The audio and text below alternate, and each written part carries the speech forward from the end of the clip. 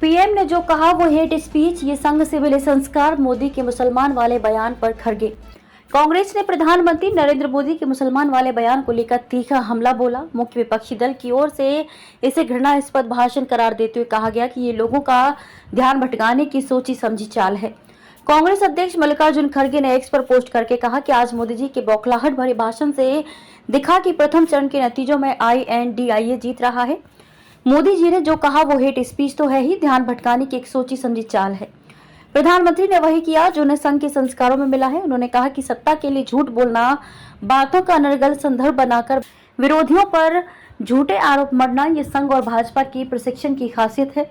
PM Modi ने रविवार को कहा कि अगर कांग्रेस केंद्र में सत्ता में आती है तो वह लोगों की संपत्ति लेकर मुसलमानों को बांट देगी।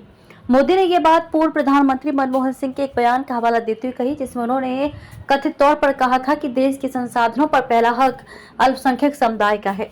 मोदी ने राजस्थान के बांसवाड़ा में चुनावी रैली को संबोधित करते हुए कहा कि ये अर्बन नक्सल वाली सोच, मेरी माताओं बहनों, ये आपका मंगलसूत्र भी बचने नहीं देंगे, इस हद तक चले जाएंगे। उन्होंने दावा करते हुए कहा कि ये कांग्रेस का घोषणा पत्र कह रहा है कि वे माताओं और बहनों के सोने का हिसाब करेंगे, इसकी जानकारी लेंगे और फिर उस संपत्ति को बांट देंगे और उनको बांटेंगे जिनके बारे में मनमोहन सिंह की सरकार ने कहा था कि संपत्ति पर पहला अधिकार मुसलमानों का है।